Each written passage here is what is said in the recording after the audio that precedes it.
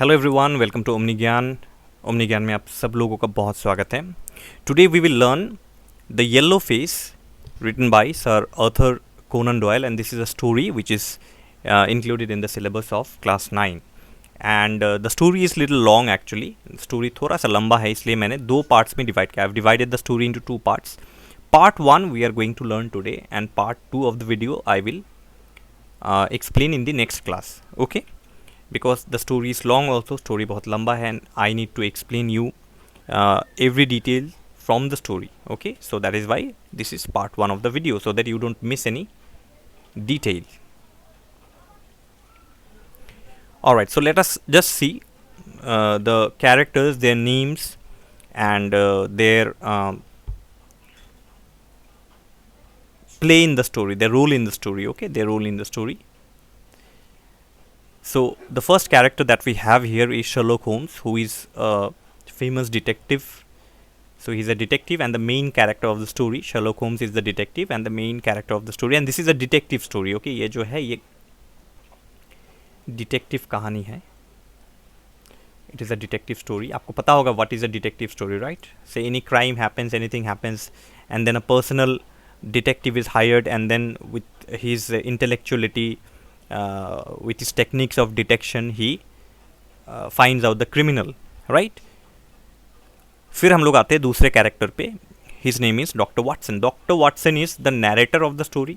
कहानी को नैरेट जो कर रहा है, he is the narrator of the story, and he is also a friend and a business associate of Holmes. तो दोनों जो है बहुत अच्छे फ्रेंड्स हैं, एंड दोनों जो है मिलके बिजनेस भी करते हैं. बट बेसिकली जो है doctor Watson and Sherlock Holmes are friends actually. ये दोनों दोस्त हैं, ठीक है. फिर हम लोग आते हैं थर्ड कैरेक्टर पे. Third character is Grant Munro, and he is also known as Grant Jack. Jack उनका पेट नेम है. Okay, Grant Munro, married. He is married to a lady called Effie, and he is also actually the client who is seeking Holmes help. तो कहानी में Jack Munro के family में, in Jack Munro's family the incident happens. Jack Munro के family में incident होता है, and then he comes to Sherlock Holmes for help. Okay, so in one way Grant Munro is the client. Client तो आपको पता है. In one way we can say like a customer. Customer word तो नहीं होगा. Customer is a very like a very lowly word. बहुत low kind of word है customer. Client हम लोग कहते हैं, right? तो he is the client actually. तो मैंने समझाने के लिए कहा कि customer you can think. Because Sherlock Holmes जो है वो पैसे लेते हैं. Sherlock Holmes is not a free kind of a detective. He actually takes payment from his clients, because that is the only source of income that Sherlock Holmes has. तो Sherlock Holmes जो है detective cases solve करता है, and then his client pays him money. And then we have Effie Munro. So Effie Munro is the wife of Grant Munro. So Effie Munro, okay, मुनरोज जो है ये husband है, ये wife है Munro के. Munro is his husband, is her husband, and actually it is about Effie suspicious behaviour that causes Munro to seek Holmes help. तो actually जो है ये कहानी जो है गड़बड़ जो है, the problem actually occurs in Effie Munro's life, and Effie does not share this with her husband. तो एफी अपने हस्बैंड से शेयर नहीं करता है. तो Munro is this raises the suspicion of Munro. So Munro suspects his wife Effie. Okay, and then he comes to Sherlock Holmes telling that there is a problem going on in my wife's life, and my wife does not share the problems with me, so I have come to take your help. Then we go to the next page. We have some more characters. John Hebron is another character. John Hebron has died. He is deceased. Deceased matlab John Hebron has actually died, and John Hebron is the first husband of Effie. So Effie's first husband. That means Grant Munro is the second husband. Grant Munro जो है वो second husband है, ठीक है, second husband, ठीक है. So who is the first husband? First husband is John Hebron. He is the first husband. यहाँ पे ऑलरेडी लिखा हुआ है, it's written here still. John Hebron is the first husband. Then there is a girl called Lucy. Lucy is Effie and John's daughter. तो इन दोनों का daughter है. John and Effie's daughter is Lucy. तो John Hebron is already dead. और कहानी में ये भी बताया जाता है, in the story it is said that Lucy had also died. इसका मतलब this means what, both John Hebron, her first husband, and their daughter Lucy both died. They died because of yellow fever. तब के ज़माने में yellow fever was very deadly fever. ठीक है. In normal language we can say that jaundice सबके ज़माने में बहुत खतरनाक था. It was a very deadly disease during that time. Okay. Then there is a servant actually, a caretaker who works in the house where Lucy is hidden. तो यहाँ पे जो है, जो भी हो, यहाँ पे लूसी इज़ हिडन. अब मैंने आपको कहा, I just told you that Lucy had died. Now if Lucy had died then how can Lucy be hidden. Lucy को कैसे छुपाया जा सकता है अगर लूसी मर गई है तो. This is the mystery in the story, and this is the mystery that Sherlock Holmes solves. ये वो मिस्ट्री है जिसे शर्लॉक होम्स सॉल्व करता है. ठीक है. अब लूसी जो है वो मर चुकी है, मैंने आपको कहा Lucy had died, then how can Lucy be hidden. ठीक है ना. तो एक कॉटेज है, and in that cottage this servant is actually the caretaker of that cottage. ठीक है. तो कहानी जैसे जैसे आगे बढ़ेगा वैसे वैसे जो है हम लोग समझेंगे कि कहानी में क्या क्या है. Okay. Let the story progress, then we will be able to understand actually what happens in the story. So, in the starting of the story, what happens? Dr. Watson, who is the narrator, as I told you, Dr. Watson is actually narrating the story. Dr. Watson is telling the story. Dr. Watson कहानी बता रहा है. तो Dr. Watson says that he and Sherlock Holmes returned to Baker Street. Baker Street is their residential address. उनका जो address है, उनका जो घर है, वो बेकर स्ट्रीट में है. ठीक है. तो डॉक्टर वाटसन ये कहता है, शर्लॉक होम्स से कहता है कि वो लोग एक वॉक लेते हैं. Okay. Says that he and Sherlock Holmes they return to Baker Street after a walk in the park. तो दोनों जो है एक वॉक के लिए निकले थे. They had gone out for a walk in the park and they were returning home. तो when both of them entered the house, जब वो लोग घर पे वापस आ गए, when both returned home, a page here you can say a kind of a servant only. ठीक है. A page informs that a man came to visit Holmes and he has been waiting for half an hour. तो जैसे ही Sherlock Holmes, the moment Sherlock Holmes and doctor Watson enter their house, अपने घर वो पहुंचते हैं, तो एक सर्वेंट जो है निकल के शर्लॉक होम्स से कहता है कि सर, एक आदमी आपसे मीट करने के लिए आया था. One man came to meet you and he has been waiting for half an hour. वो हाफ एन आवर तक जो है वेट करता रहा, but then because you are not coming, so he became little frustrated and he left. But he said that he will come back again, he would return again. तो उसने कहा, उस आदमी ने कहा कि शर्लॉक होम्स को टाइम लग जाएगा वापस आने में, तो मैं थोड़ी देर के बाद फिर से आऊँगा. I will come back after some times. ठीक है. कह के वो चला गया. ना होम्स जो है वो थोड़ा सा सैड हो गया. When the servant informed, Holmes became little sad because he has been without any case for a long time. तो कोई डिटेक्टिव केस शर्लॉक होम्स के पास आया नहीं था. तो Sherlock Holmes was actually wanting a case very badly. So he needed a case very badly. उसे कोई भी एक केस चाहिए था, क्योंकि Sherlock Holmes was a very hard working man and he can not sit at home lazily. तो Sherlock Holmes जो है घर पे लेजीली बैठना नहीं चाहता था. वो चाहता था कि कोई केस आए, मैं फिर से अपने इंटेलेक्चुअलिटी यूज़ करूँ, that I use my intellectuality, my brain again and solve the case. Sherlock Holmes is a very hard working man and he likes utilizing his brain into complicated things. तो वो चाहता है कि complicated से complicated, difficult से difficult case उसके पास आए and he solves those difficult cases. But since a long time he was not getting any case. उसके पास कोई केस नहीं आ रहा था. That is why Sherlock Holmes became little sad.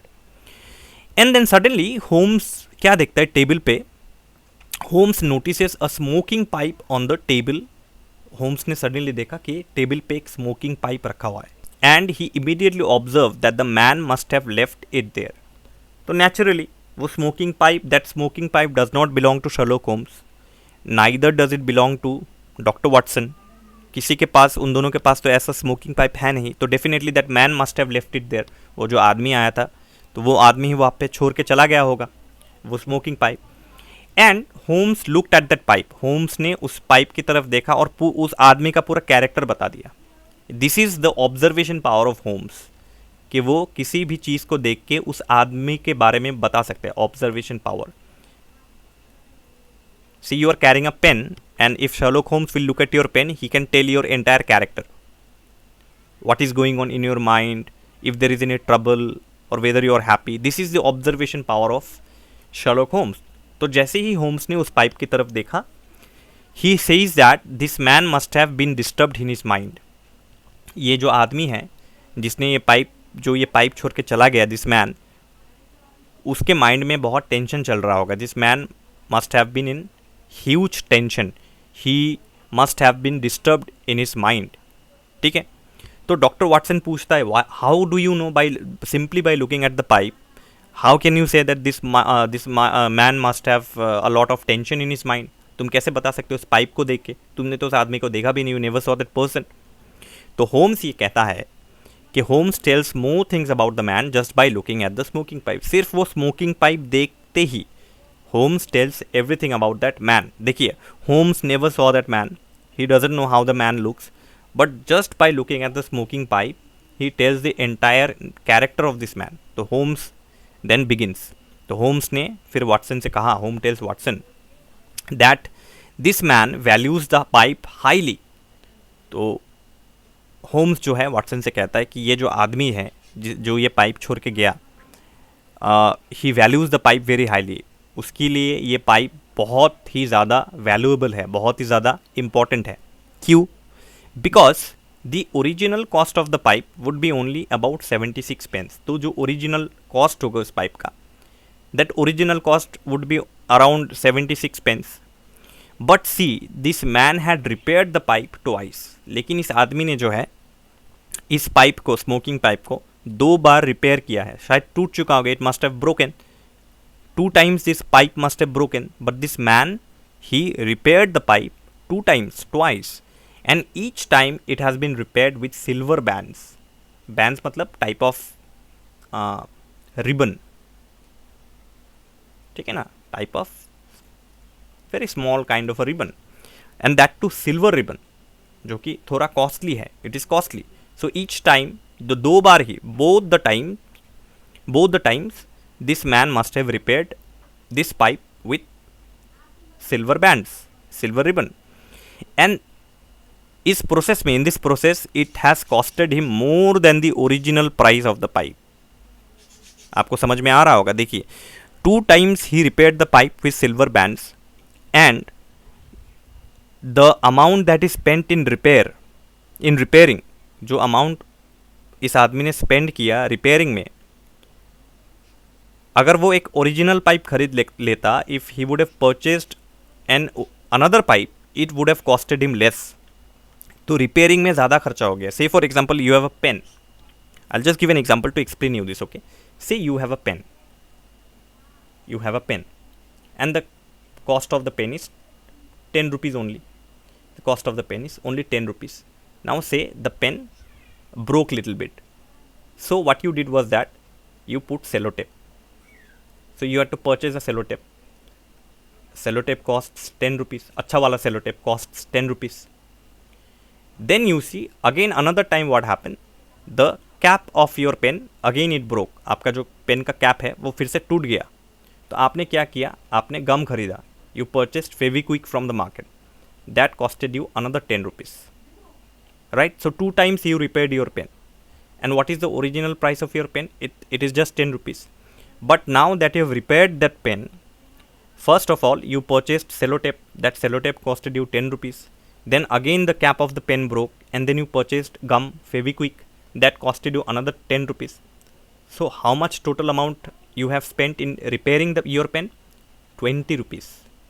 And what is the original price of your pen? 10 rupees. आपका original price क्या है? वो तो 10 रुपया है सिर्फ. तो आपने एक्स्ट्रा 10 रुपीज़ खर्चा कर दिया. तो instead of repairing you could have easily purchased another new pen. आप एक नया पेन खरीद सकते थे 10 रुपया देके. वो 10 रुपया लगता, it would have costed only 10 rupees. You could have easily purchased another pen, but you did not purchase, rather you what did you do? You repaired it. Q, because this pen could be special for you. This pen could have been a gift from your father. This pen could have been a gift from your mother or from your uncle. That is why you value the pen very much, and that is why money doesn't matter to you. What matters is that this pen must stay with me. It is a lucky kind of a pen for me. So I can spend not 10 rupees, not 20 rupees, 30 rupees for, even if it requires 50 rupees also, it doesn't matter because this pen is special for me. तो यही हुआ इस आदमी के साथ भी. He could have easily purchased a new pipe, but what he did was that he repaired the pipe 2 times, and in repairing the pipe it costed him more than the original price. ठीक है, तो original price से उसको ज़्यादा लग गया. Then the man could have, this is what I said, the man could have purchased a new pipe instead of repairing the old one. कम खर्चा हो जाता ना, लेकिन उसने खर्चा का जो है टेंशन नहीं किया. He did not worry about the expense because this pipe is very important to him. So Holmes also said that this man must be muscular. देखिए सिर्फ पाइप को देख के ही वो बता दे रहा है. He is while just looking at the pipe he is telling that the man is muscular, muscle वसल वाला होगा. And he is also left handed. He must have an excellent set of teeth. ये जो आदमी है इसका दांत बहुत जो है अच्छा होगा. Excellent set of teeth. But he was careless in his habits and also spends a lot of money. Obviously जो आदमी एक पाइप में इतना पैसा इतना पैसा वेस्ट कर सकता है, इतना पैसा स्पेंड कर सकता है, man who can spend a huge amount of money just repairing a smoking pipe, that means this man spends a lot of money and he was careless in his nature too. Why careless? क्योंकि जिस pipe को वो इतना value करता है, the pipe that he value so much, जो pen आपके लिए स्पेशल है, will you leave that pen in your friends house carelessly? No, you would take care of that pen, क्योंकि because that is a very special pen for you. तो if this pipe is very special for this man, then he would not have left it in the house of Sherlock Holmes. तो वो Sherlock Holmes के घर पे वो pipe कभी भी भूल के नहीं जाता. So he was careless in his habits and also he spends a lot of money. Then suddenly they hear footsteps and Holmes says that the man was coming. तो उन्होंने सडनली जो है सीढ़ी के ऊपर जो है उन्होंने Sherlock Holmes heard footsteps and Sherlock Holmes said that Watson, वो आदमी जो आया था सुबह, he is coming. I can identify, I can guess from his footsteps. मैं फुटस्टेप से गेस कर सकता हूँ कि यह आदमी आ रहा है. And actually just then a man of 30 years, तो 30 साल का जो है, a 30-year-old man, he enters the room and apologises for not knocking the door. तो जनरली जो मैनर है, what is the manner generally? We knock the door before we enter somebody's house, right? But this man does not knock the door. He simply enters and immediately after entering he tells sorry to Sherlock Holmes, that I am sorry Mr. Sherlock Holmes, I should have knocked the door before entering. And why he did that? Because he was little upset and his whole life was broken. तो उन्होंने कहा कि actually I am in tension, I am upset also, I am sad also, and my whole life is broken. मेरा whole life जो है वो बिल्कुल जो है ख़राब हो चुका है. My whole life has become like a hell. Sherlock Holmes asks him if he wanted to employ him as a detective. तो Sherlock Holmes ये पूछता है उस आदमी से, तो what do you want? Do you want to employ me as a detective? तो the man replies that I actually want advice from you. मुझे आपसे advice चाहिए. तो then Holmes says okay, then tell your story. Only after that I will be able to give you some advice. आप अपना story बताइए, क्या हुआ आपके साथ, what happened with you. Only then I will be able to give you some advice. तो Holmes tells the man to narrate his story and calls the man by his name, Mr. Grant Munro. तो suddenly Holmes कहता है कि Mr. Munro, please tell me your story. तो this man is shocked. अरे, I never met Sherlock Holmes, and Sherlock Holmes never met me. Then how does he know my name? उसे मेरा नाम कैसे पता? Then he asks Sherlock Holmes कि अरे Mr. Holmes, how do you know my name? I have not even introduced myself and nobody knows my name. Holmes says that his name Grant Munro was written on the lining of the hat. इसको आप याद रखिए, this is very important. Okay, Holmes ने कहा कि mister Munro, आपने जो hat पहना है, the hat that you are wearing right now, on the lining of the hat your name Grant Munro is written, and from there only I came to know your name. This is again another observation. This minute tiny details, you see, छोटे छोटे जो observations है, छोटे छोटे observation जो है, this is the talent of, this is the excellence of Sherlock Holmes. Okay, and with these small observations only he solves big cases. इन्हीं small observations को लेके ही वो बड़े बड़े केसेस सॉल्व करते हैं शर्लॉक होम्स. ठीक है, तो Grant Munro becomes very he is impressed at the observation power of Sherlock Holmes. तो mister Munro then begins story. Mister Munro अपना स्टोरी सुनाता है शर्लॉक होम्स को. Now this is the narration of Munro, Grant Jack Munro. तो Munro had been married for 3 years. मुनरो कहता है कि मेरी शादी को हुए 3 साल हुए हैं. I have been married for 3 years to my wife Effie. They had loved one another during this time. तो उनके बीच जो है बहुत प्यार है. They have loved one another during this time, but since last Monday there occurred problems in their married life. तो last Monday से उनके मैरिड लाइफ में प्रॉब्लम शुरू हुआ है. ठीक है. And they are now no more talking to one another. तो मुनरो कहता है कि 3 साल हुए हमारी शादी को, and Effie and I were very happy, we loved one another, but last Monday से हमारे मैरिड लाइफ में कुछ प्रॉब्लम्स शुरू हुआ है. एंड उस प्रॉब्लम्स की वजह से, because of that problem, I don't talk to my wife and my wife no more talks to me. ना तो मैं अपनी वाइफ से बात करता हूँ, ना तो मेरी वाइफ मुझसे बात करती है. हम दोनों के बीच जो है सिंपल लैंग्वेज में कट्टी हो चुका है हम दोनों के बीच. ठीक है. We don't talk to one another. But Munro says, mister Sherlock Holmes, I still love my wife. मैं अपनी वाइफ से बहुत प्यार करता हूँ. I love my wife very much and I want to help her, but my wife does not share anything with me. मेरी wife जो है वो मुझसे कुछ शेयर नहीं कर रहा है. मैंने मेरी वाइफ से बहुत बार पूछा, I asked my wife several times, but my wife doesn't share anything with me. So I have come to you for your help. Now Mr. Munro continues his story. He says that Effie was actually a widow before Munro had married her. तो Effie जो है वो विधवा थी. She was a widow before Munro had married her. Munro ने उनसे जो शादी की Effie से, उससे पहले, उनके शादी से पहले Effie एक विधवा थी. Because I told you in the introduction itself that Effie's first husband John Hebron had died. तो because John Hebron died, that is why Effie had become a widow, विधवा जिसे हम कहते हैं हिंदी में. Her first husband's name was John Hebron. उनके जो first husband थे उनका नाम था John Hebron. And John Hebron was a very successful lawyer. बहुत सक्सेसफुल लॉयर थे, बहुत पैसा कमाया. They had married in America. Hebron और एफी ने अमेरिका में शादी किया था. And they had one child. I already told you the name of the child is Lucy. Lucy जो है John Hebron and Effie's daughter Lucy. But both Hebron and the child died due to yellow fever. लेकिन unfortunately Hebron, John Hebron and the child Lucy, both of them died because of yellow fever. Jaundice जिसे हम कहते हैं, yellow fever. And Effie became a widow. तो Effie जो है वो विधवा हो गई, and she became lonely also, अकेली. So she came back to her aunt in Pinner. तो Pinner बोल के एक जगह है जहाँ Effie उनके आंटी के पास वापस आ गई. She came back to her aunt which is at Pinner. Pinner नाम का एक जगह है, वहाँ पे आंटी रहती है एफी की. तो Effie came back. Then Munro told Holmes that her first husband's death was confirm. तो शर्लॉक होम्स ने पूछा कि are you sure that Effie's first husband had died.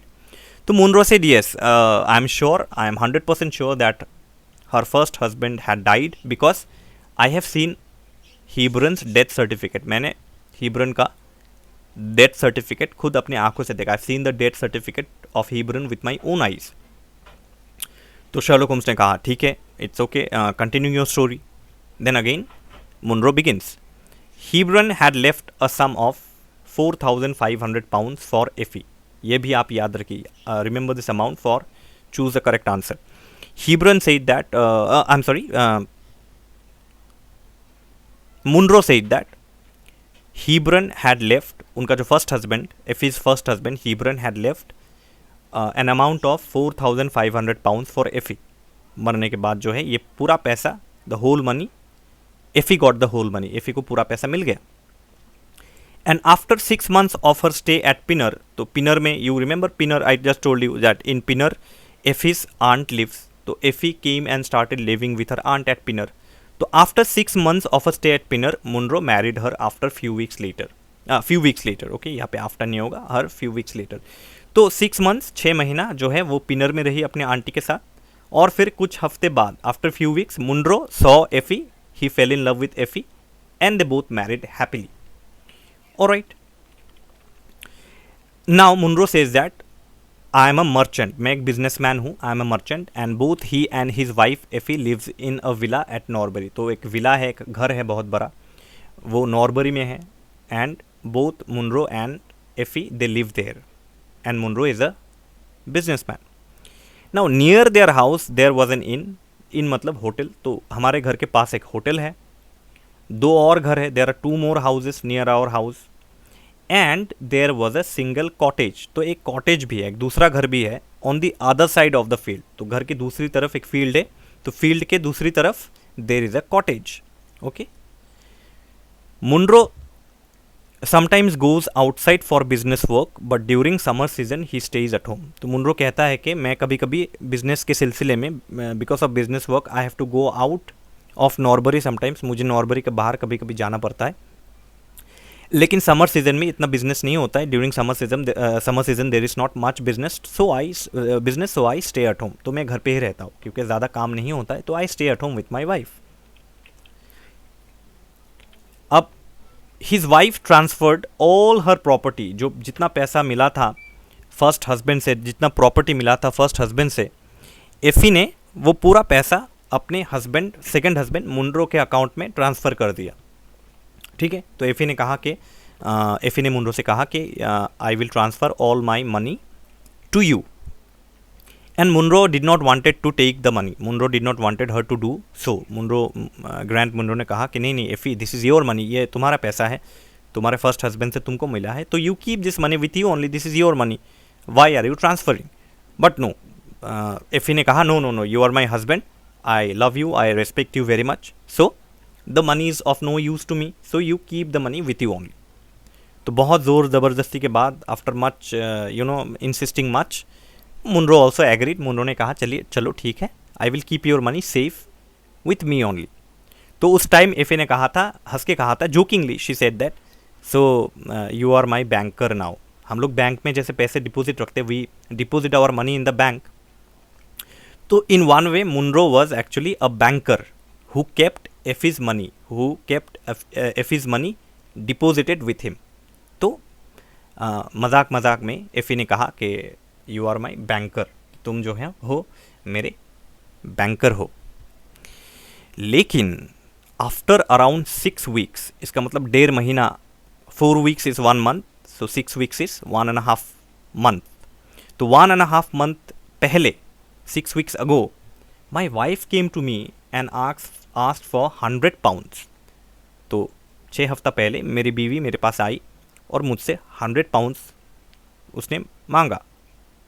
तो मुनरो ने naturally, if wife will ask 100 pounds is a big amount, so if wife asked, if Effie had asked Munro, तो Munro will naturally question her कि why do you need the money, because like I am earning very handsome amount, मैं तो बहुत अच्छा पैसा कमाता हूँ, तो उसी पैसे से हमारा घर चलता है, तो तुमको पैसा लेना है तो मुझसे लो, if you want to take money you take from me, but but ऐसे तो कोई खर्चा नहीं है, we don't have much expenses. So he asked his wife that why do you need the money.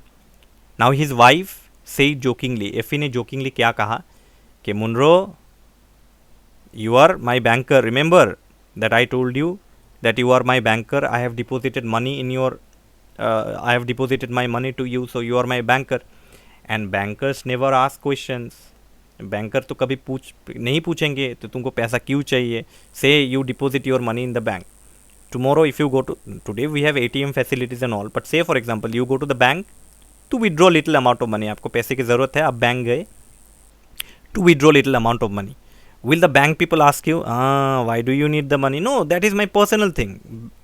This bank officers cannot ask me why I need money, right?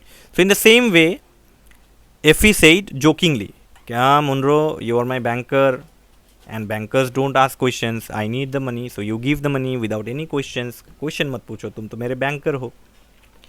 So finally जो है, Munro ने और कुछ नहीं कहा, Munro did not tell anything, he gave the money to Effie through a cheque. तो Munro ने एक चेक लिख दिया एफी के नाम पे, and then after sometimes he forgot about that. तो 100 पाउंड्स का चेक देके जो है मुनरो भूल गया था, actually he had forgotten about the money. But last Monday को एक घटना हो गया, समथिंग वेरी स्ट्रेंज हैपेंड। तो Munro has a habit of taking walk, वो जो है टहलने के लिए जाता है, वॉक करने के लिए जाता है. तो when he was taking a walk he felt that the cottage was being let. तो वो कॉटेज जो है वो खाली था. When Munro saw in the beginning that cottage was empty, but today he notice that somebody had come to live in the cottage, कि कोई जो है उस कॉटेज में रहने के लिए आया. वो कॉटेज जो है वो भाड़ा हो चुका था. It was being let. Let मतलब भाड़ा देना. Okay, it was being let. And suddenly when he was passing by the cottage, he suddenly saw that a face was watching him from the upper window of that cottage. तो suddenly Munro ने suddenly उसको feel हुआ that one face was watching me from the upper window of that cottage, कि एक चेहरा मुझको ऊपर वाले विंडो से मुझे देख रहा है. Now what is so special about the face that Munro will become suddenly so aware? Speciality of the face was that, let us look at the next screen. The peculiarity of the face was that it was completely yellow in color. वो face पूरा yellow था.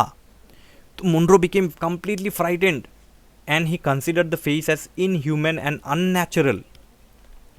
तो Munro वो चेहरा देख के इतना डर गया कि कभी येलो फेस हमने कहा येलो फेस देखा है. We never saw yellow face. We see either there are fair complexion people or either there are dark complexion people. या तो डार्क पीपल होते या तो फेयर पीपल होते, बट येलो फेस वाला पीपल कहाँ है? So he thought that it is some kind of inhuman and unnatural creature sitting on the upper window. So Munro जो है वो डर तो गया, he became frightened, but then he was very curious to know. तो he decided to enter the house to see the new inmates because earlier this cottage was empty. तो पहले तो वो cottage खाली था. That cottage was empty. So now Munro thought that let me enter the house and just try to meet the people inside the house. Try to meet the members inside the house. जो member आए हैं उस घर में रहने के लिए, मैं थोड़ा जाके उनसे पूछताछ करता हूँ. और इसी बहाने मैं उस face के बारे में भी पूछ लूँगा. I will ask about the face also.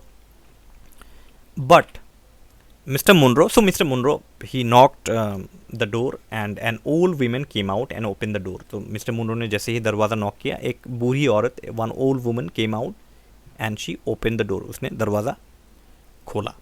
ठीक है, she opened the door. Mr. Munro then said, I am your neighbor. कि मैं तुम्हारा नेबर हूँ. मिस्टर मुनरो ने उस ओल्ड लेडी से कहा कि I am your neighbor. So can I be of any help? कि आप तो नए नए आए हैं, you have come new here, so please tell me if you need any help. आपको अगर कोई हेल्प चाहिए तो आप मुझसे बोलिए. Then the old women replied little rudely, little impolitely. तो इस ओल्ड वीमेन ने रिप्लाई किया कि will just ask when we want, कि अगर हमें ज़रूरत होगा तो हम मांग लेंगे, अभी हमें कोई ज़रूरत नहीं है. We don't need any help now, if we need any help will ask. Saying this she shut the door on the face of Munro. अब ये कहने के साथ साथ ही उस लेडी ने दरवाज़ा ठम करके बंद कर दिया, एकदम ज़ोर से बंद कर दिया. And Munro felt very insulting कि अरे what kind of a behaviour is this. The lady shut the door suddenly on my face. मेरे एकदम मुंह के ऊपर दरवाजे को बंद कर दिया. ये कैसा बिहेवियर है? And you see all evening mister Munro kept thinking, all evening mister Munro kept thinking of the rudeness of this women. तो पूरा इवनिंग जो है मिस्टर मुनरो जो है इसी वुमेन के बारे में सोच रहा था. He kept thinking of this women and he had felt very insulted. Munro को बहुत इंसल्टिंग लगा कि ये कैसा टाइप का बिहेवियर है. What kind of a behaviour is this, suddenly shutting the door on my face. अरे do we talk to people like that?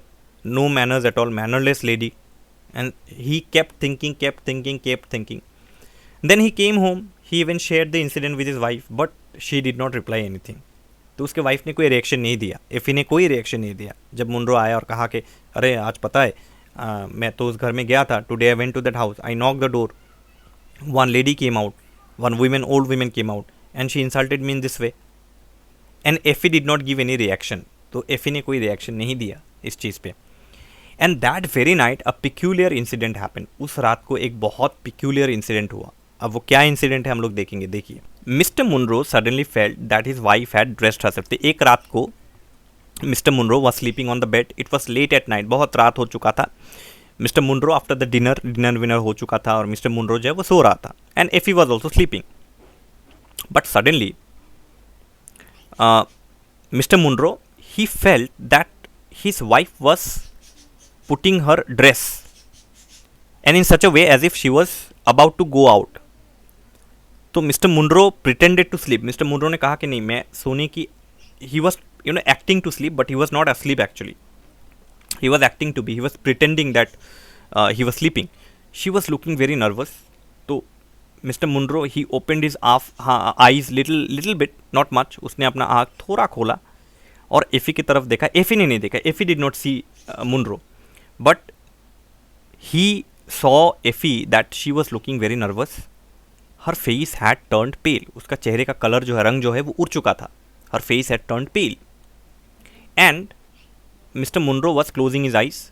He was pretending to sleep. Mister Munro acting कर रहा था as if he is sleeping. And Effie, she checked whether Munro was really sleeping or not. तो एफी जो है वो check कर रही थी कि हस्बैंड जो है वो सोया है या जगा हुआ है, whether he sleeping really sleeping or not. And mister Munro shut his eyes, एकदम पूरा जो है अपना आँख बंद करके he was acting as if नहीं मैं तो सो रहा हूँ, आई एम स्लीपिंग. तो then suddenly what happened was Effie went out of the house. And mister Munro was completely shocked कि इतनी रात को at such a late night my wife went out without informing me, without telling me anything, wearing her new dress. Where did she go? And he sat on the bed for about 20 minutes. आप सोच सकते हैं कि for 20 minutes Effie was out of the house because Munro was sitting on the bed for 20 minutes and he kept thinking and thinking and thinking कि why did Effie go outside and where did Effie go. सिर्फ outside नहीं, where did Effie go. And he was completely puzzled. Okay, he was completely, there will be double Z, he was completely puzzled. वो पूरा puzzled हो चुका था mister Munro कि at such a late hour where did my wife go. Okay, so let her come back. I will have to ask. Obviously, if you go out late at night without informing your parents, and when you return, your parents will obviously ask you that where did you go at night, and you did not inform us anything. So it happened the same here. After some times, her wife returned. Effie जो है वो वापस आ गई. And Munro asked, where have you been? तुम कहाँ गई थी? And Effie gave a violent start. मतलब Effie जो है वो suddenly चौंक गई. She was like, she was shaken. Okay, but she did not reply anything and went inside the room. लेकिन एफी ने रिप्लाई कुछ नहीं किया. She went inside the room. Then जो है Effie maybe she changed her dress and in a night dress she came back to the other room where Munro was sitting on the bed. So she came back and she replied that she had gone out for some fresh air. Can you believe this thing? It was difficult for Munro also to believe at her logic, at her explanation. Effie said, मैं थोड़ा सा हवा खाने के लिए बाहर गया था. I just went outside to have some fresh air. पूरा इवनिंग चला गया, लेट इवनिंग भी चला गया. At that time people take fresh air. People take fresh air early in the morning. But late at night, रात को 12 बजे कौन जाता है बाहर fresh air लेने के लिए? Who goes outside after 12 midnight? Who goes outside to take fresh air? So this was completely, ये digest नहीं हो रहा था. Mr. Munro could not digest this explanation. And you see, when a person is telling you lie, he will never have any eye contact. जब एक आदमी झूठ बोल रहा होता है ना, आप कैसे पकड़ सकते हैं किसी आदमी को कि वो झूठ बोल रहा है या सच बोल रहा है? How can you catch a person? He or she will never make any eye contact with you because that person is telling the truth. And when we look at the eyes of the person, we will be able to easily understand that this person is telling lie. ये आदमी झूठ बोल रहा है. क्यों? Because he is not making any eye contact. So the same thing here. And when she was speaking, she did not make any eye contact with Munro. She was looking here and there and saying. She was not looking at Munro's eyes and telling that no, I went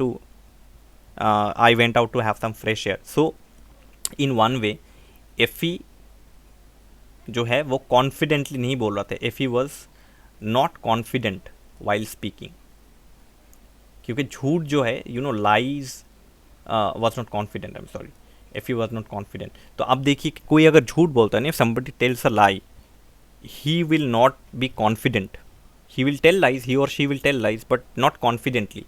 So while Effie gave this explanation, she was not confident, she was not making an eye contact with Munro. So Munro समझ गया, Munro understood immediately, no, my wife is telling lie. Okay, this made Munro suspicious that no, she is telling a lie. And he kept thinking there was something that Effie was hiding from him. So you see, Munro ने और कुछ नहीं पूछा Effie से. So Munro did not ask anything to Effie after that. Munro ने सोचा चलो ठीक है, that's okay, let's leave it. तो Munro did not tell anything else. Munro ने और कुछ नहीं कहा. But he kept thinking. लेकिन वो continuously ये सोच रहा था. Munro was continuously thinking that there was something that Effie was hiding from me. There is something that Effie मुझसे, कुछ तो है जो Effie मुझसे छुपा रही है. But why she was hiding and what she was hiding? Okay, why she was hiding and what was that she was hiding? वो क्या है जो Effie मुझसे छुपा रही थी? Okay, and I am her husband. She should share everything with me, but Effie was not doing that.